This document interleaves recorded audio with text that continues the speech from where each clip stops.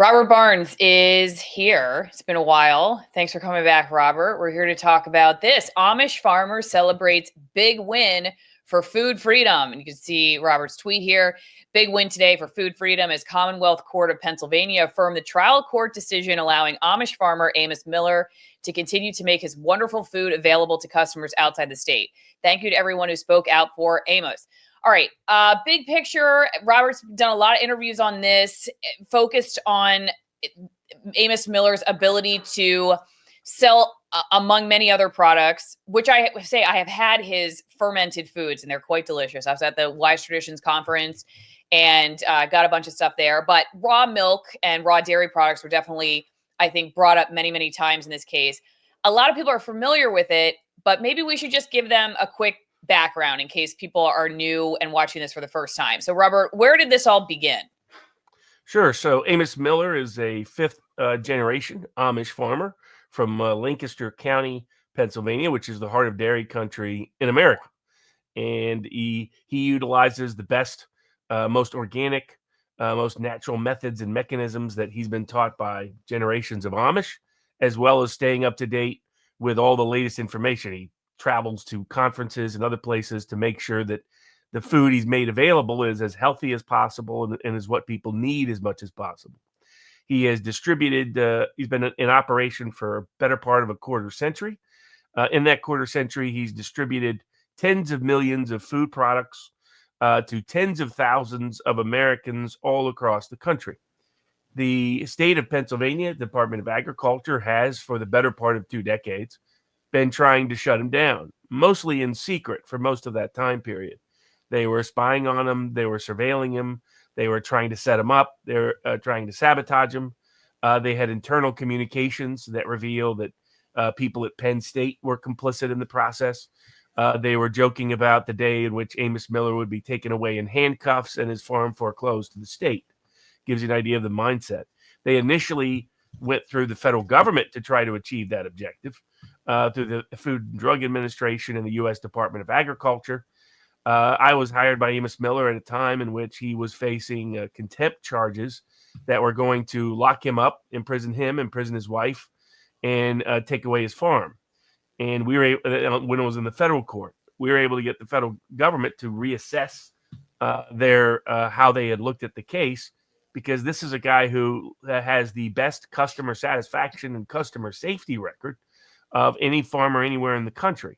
Of those tens of thousands of customers who had tens of millions of food products over more than 20 years, not a single one has ever complained to anybody anywhere at any time about his food. Not about the quality, not about the accuracy of the labeling, not about the quality of the food, not about the food causing any kind of illness or any health issue. And this is what, in fact, the state of Pennsylvania officials had to admit at the evidentiary hearing, that there was, in fact, no basis whatsoever to say that his food caused anybody harm. Indeed, hundreds of Americans testified under penalty of perjury, including many who traveled all the way to Pennsylvania on their own dime to explain how critical and essential his food products were.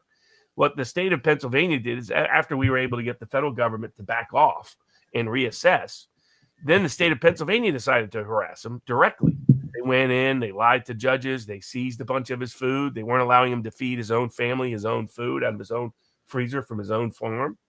And then they wanted to prohibit him from being able to make that food available to anybody, anywhere, any place, at any time.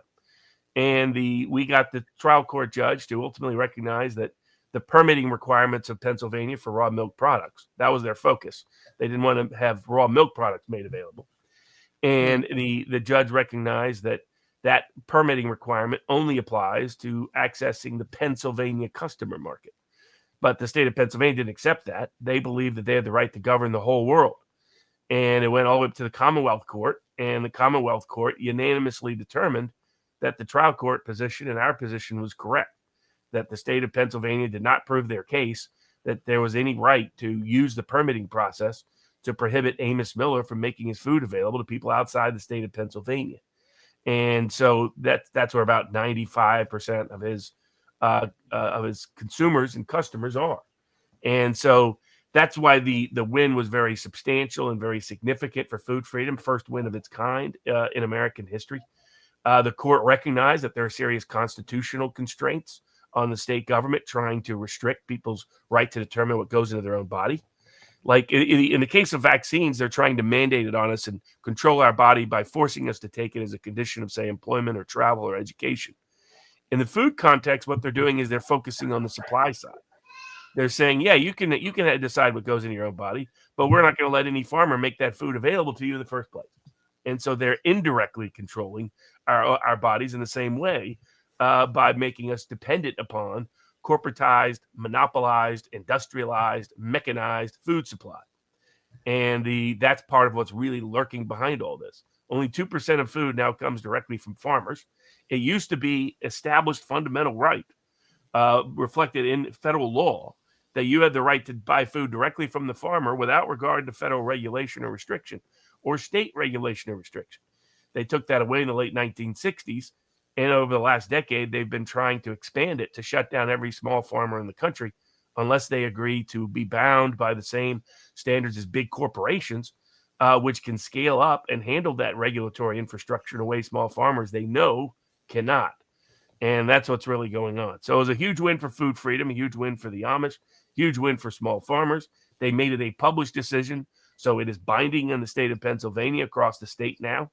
And it is a persuasive decision for farmers across the country. For example, one of the things they said was that if you want to shut down a farm, you have a really high burden because to use that during the injunctive stage of the case causes irreparable injury to the farmer, as well as to potentially the customers of that farm.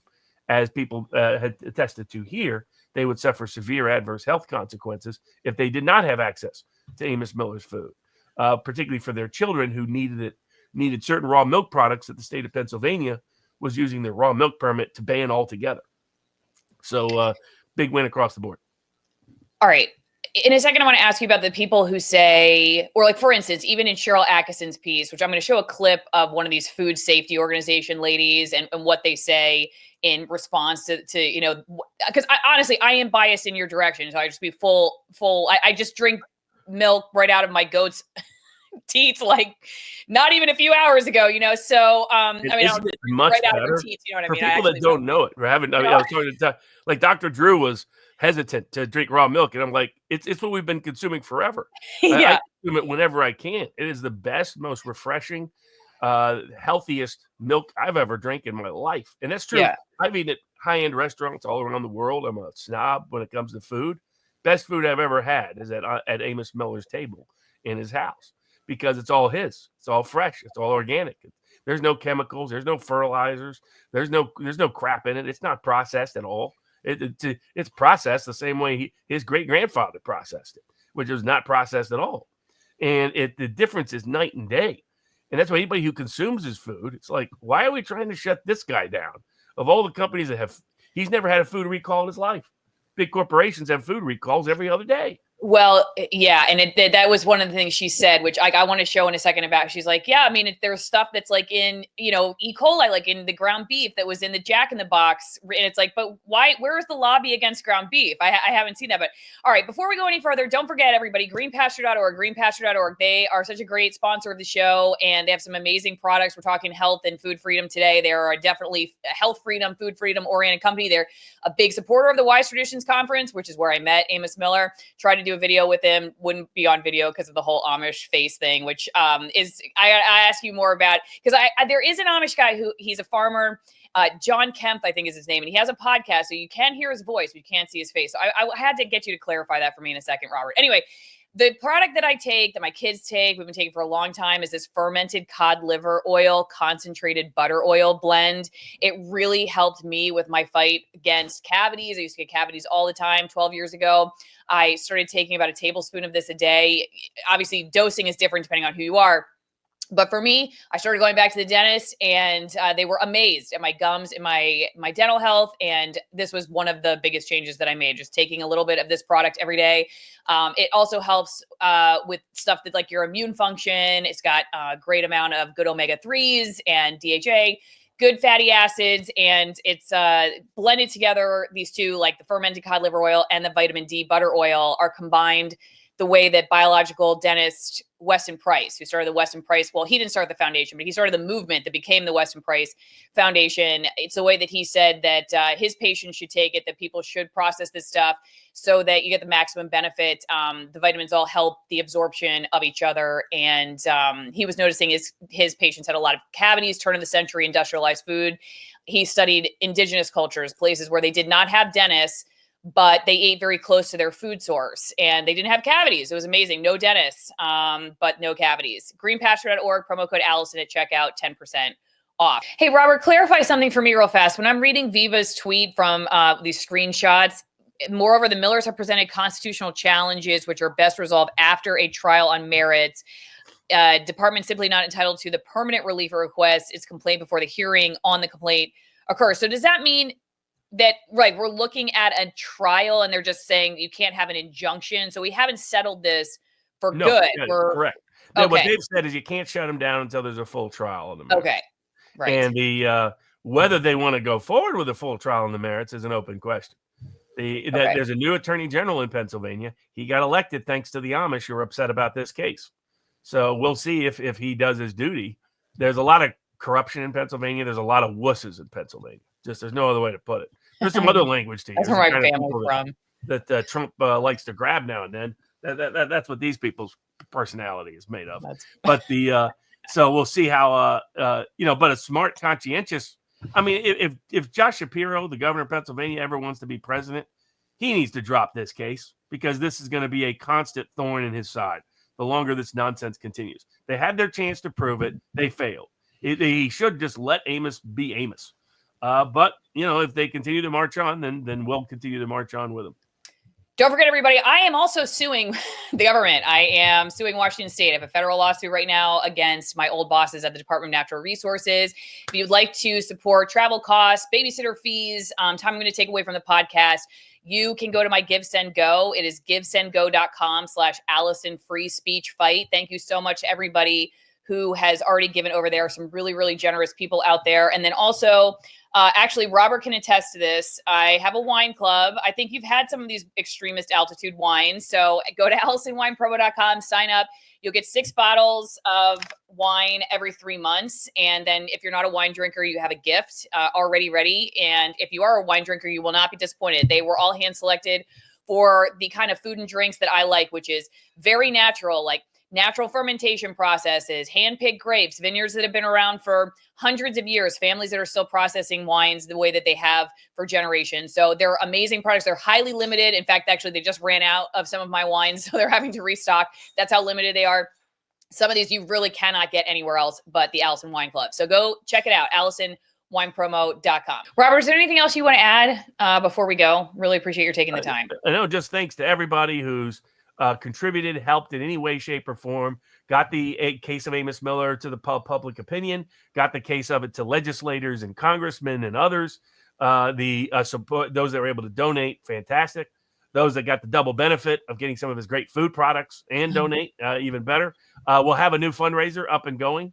And you can see all of Amos Miller's food products at AmosMillerOrganicFarm.com. He doesn't run that site. Other people do it for him. Because he, of course, doesn't use the internet.